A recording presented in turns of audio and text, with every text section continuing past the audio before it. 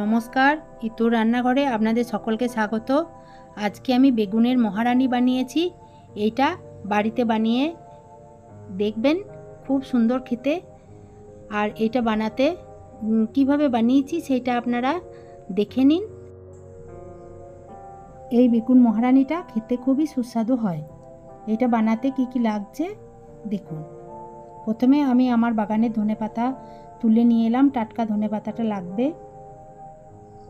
ধনেপাতা আমার বাগানে হয়েছে, এটা আমি তুলে নিয়ে এলাম।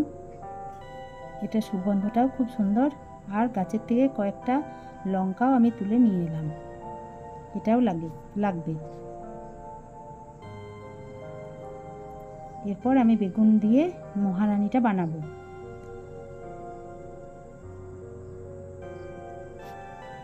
এরপর বেগুনগুলো আমি 4টে টুকরো করে কেটে রেখেছি, লম্বা লম্বা গোটা শুদ্ধ। এটাকে নুন হলুদ মাখিয়ে রেখে দিয়েছি রোদে। 2টো টমেটো কুচো করে রেখেছি। রসুন কয়েকটা টুকরো রেখেছি। আর 1 চামচ গোটা জিরে, 2টো পেঁয়াজ ডুমো ডুমো করে কেটে রেখেছি। 2 চামচের মতন আদা আমি টুকরো টুকরো করে রেখেছি। আর ধনেপাতাটা কুচিয়ে রেখেছি, ধুয়ে কুচিয়ে রেখেছি। আর ওই কাঁচা লঙ্কা 4টে রেখেছি। আর কয়েকটা গরম মশলা টুকরো, আর 2 চামচ টক দই, আর লাগছে চীনাবাদাম। এগুলো দিয়েই আমি বেগুন মহারানিটা বানাবো। এগুলো বানানোর আগে এই মশলাটা দেখে নিন। হলুদ গুঁড়ো, লাল লঙ্কার গুঁড়ো, চিনি আর নুন। এরপর আমি শুকনো খোলাতে আমি বাদামটাকে ভালো করে ভেজে নেব, সুন্দর করে ভেজে নেব। এটা এই মহারানির স্বাদটাকে প্রচুর বাড়িয়ে দেয় এবং খুবই ভালো লাগে খেতে। এটা না দিলে ঠিক বেগুন মহারানিটা ঠিক মানাবে না। এটাকে ঠান্ডা করতে একটা পাত্রে রেখে দিলাম যাতে খোসাটা ছেড়ে যায়। এরপর আমি ওই কড়াইয়ের মধ্যে আমি গোটা জিরে, গোটা গরম মশলা কয়েকটা টুকরো রেখেছিলাম, আর কয়েকটা গোটা ধনে, আর একটুখানি গোটা মৌরি, এগুলো সব আমি দিয়ে সুন্দরভাবে ভেজে নেব। খুব বেশি ভাজবো না, যাতে একটু সুন্দর গন্ধটা বেরোলেই আমি নামিয়ে রাখবো, ঠান্ডা করতে দেবো। খুব সুন্দর একটা গন্ধ বেরিয়ে গেছে। এরপরে আমি ওইটা একটা আলাদা জায়গায় আমি এটা ঢেলে রেখে দেব। এরপর আমি এইটা মশলাটা আমি একটু ঠান্ডা হতে দেব। এরপর আমি বাকি মশলাগুলো, টমেটোটা পেস্ট করে নেব। টমেটোর টুকরোটা পেস্ট করে নেব। পেস্ট করে আমি একটা আলাদা জায়গায় রেখে দিচ্ছি। এরপর আমি পেঁয়াজটা পেস্ট করে নেব। সব মশলাগুলোই আমি পেস্ট করে নেব আলাদা আলাদা করে। পেঁয়াজটাও আমার ভালো করে বাটা হয়ে গেছে। এরপর আমি রসুনটাও সুন্দরভাবে পেস্ট করে রাখবো।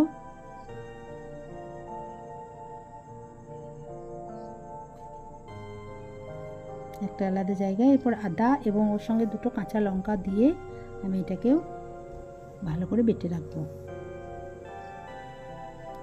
সব পেস্টগুলো আমার রেডি হয়ে আছে। এরপর আমি মহারানিটা বানানোর জন্য আমি যে বাদামটা ভেজে রেখেছিলাম সেটা ঠান্ডা হয়ে গেছে এবং খোসাগুলো আমি ছাড়িয়ে এরপর এটাও আমি গুঁড়ো করে নেব। খোসা ছাড়িয়ে নিয়েছি। এরপর আমি এটা গুঁড়ো করে আলাদা একটা জায়গায় রাখবো। এটা অবশ্যই লাগবে। খুব সুন্দর গুঁড়োটা হয়ে গেছে এবং খুব সুন্দর একটা সুগন্ধ উঠেছে। এটা আমি একটা আলাদা জায়গায় ঢেলে রাখলাম। এরপর আমি যে গোটা মশলাগুলো রেখেছিলাম ভেজে, সেটা আমি এরপর গুঁড়ো করে রেখে দেব। এইটা বেগুন মহারানি বানাতে এই মশলাটা অবশ্যই লাগবে। এটাও আমি গুঁড়ো করে ঢাকা দিয়ে যাতে করে সুন্দর গন্ধটা থাকে। এরপর আমি একটা ফ্রাইং প্যানে সাদা তেল নিয়ে এরপর আমি এই ফ্রাইং প্যানে যে তেলটা দিলাম এর সঙ্গে আমি বেগুনগুলো দিয়ে খুব সুন্দর করে ভেজে নেব। বেগুনগুলো আমি সুন্দরভাবে সাজিয়ে নেব। এক পিঠ করে ভাজবো, কারণ এইভাবে না ভাজলে বেগুনটা ভিতরে ভালো লাগবে না, ভিতরটা কাঁচা কাঁচা মতো থেকে যাবে। সেই জন্য আমি উল্টে পাল্টে ঢাকা চাপা দিয়ে দিয়ে ভেজে নেব। এক পিঠ হয়ে গেলে আবার এক পিঠ উল্টে ভেজে নিতে হবে। এরপর সরিয়ে দেখবো যে পিঠটা কেমন, এক পিঠ ভাজা হয়ে গেছে, খুব সুন্দর ভাজা হয়ে গেছে।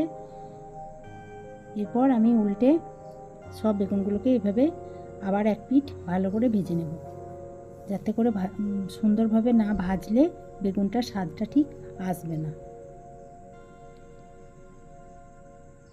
এক পিঠ করে সব উল্টে দিলাম। এরপর আবার ঢাকা চাপা দিয়ে আবার আর একটা পিঠ বদলে দেব। পিছনের দিকটাও ভাজা হয়ে গেছে। এরপর আমি সাইডগুলো ভালো করে ভেজে নেব। আর অবশ্যই বোটাটা রাখবেন যাতে করে বেগুনটা ঘেঁটে না যায়।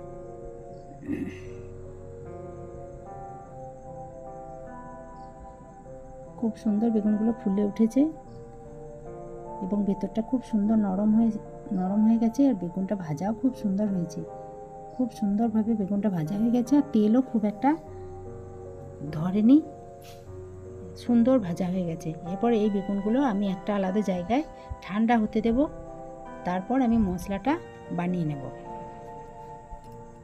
এরপর আমি কড়াইয়ের মধ্যে সর্ষের তেল দিলাম। এই সর্ষের তেলটাতেই আমি পুরো রান্নাটা করব। এর মধ্যে আমি একটুখানি হিং দিয়ে দিলাম। হিংটার মধ্যেই আমি রসুন বাটাটা দিয়ে দেব। রসুনটা একটু বেশি ভালো করে না ভাজলে রসুনের একটা গন্ধ লাগবে, তার জন্য একটু ভালো করে ভেজে নিচ্ছি। একটু ভাজা ভাজা হয়ে গেলে তখন আমি পেঁয়াজ বাটাটা দেব। মোটামুটি রসুনটা ভালোই ভাজা হয়ে গেছে, সুন্দর একটা গন্ধ ছাড়ছে। এরপর আমি পেঁয়াজ বাটাটা দিয়ে দিলাম। পেঁয়াজ বাটাটা দিয়েও আমি খুব ভালো করে নাড়াচাড়া করে নেব, যাতে করে পেঁয়াজের গন্ধটাও চলে যায়, সুন্দর একটা গন্ধ আসে। এই অবস্থায় আমি টমেটো যে বেটে রেখেছিলাম সেই টমেটো বাটাটা এর মধ্যে দিয়ে দেব। টমেটোর কাঁচা গন্ধটা দূর করার জন্য এটাও আমি খানিকক্ষণ নাড়াচাড়া করে নেব। তারপর এর মধ্যে নুন, হলুদ গুঁড়ো আর লঙ্কার গুঁড়োটাও দিয়ে দেবো। খুব সুন্দর একটা কালার চলে এসেছে, মশলাটাও সুন্দর গন্ধ ছাড়তে শুরু করেছে। এরপর আমি আদা আর কাঁচা লঙ্কা বেটে নিয়েছিলাম, সেটাও আমি দিয়ে দিলাম। এরপর একটু নাড়াচাড়া করব। এরপর ওর সঙ্গে একটুখানি জল মিশিয়ে আমি সুন্দর করে নাড়াচাড়া করে নেব। একটু জল মেশালাম। এরপর ভালো করে মশলাটা একটু কষিয়ে একটু নাড়াচাড়া করতে হবে, যাতে সুন্দর একটা গন্ধ, সমস্ত মশলাগুলো যেন একসাথে মিশে যায়।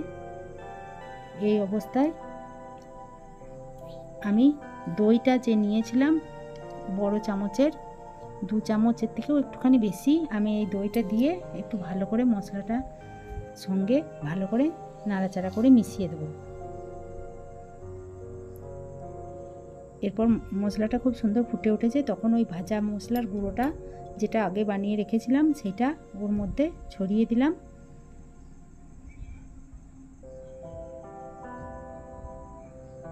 আর একটুখানি চিনি লাগে, সেই চিনিটা আমি একবারেই দিয়ে দিয়েছি, আর লাগবে না নুন চিনির পরিমাণটা। এরপর বেগুনগুলো দিয়ে সুন্দর করে সাজিয়ে আমি একটুখানি ঢাকা দিয়ে ওই মশলাটা যাতে বেগুনের মধ্যে ঢুকে যায় তার জন্য একটু সিম আঁচে খানিকক্ষণ রেখে দিলাম।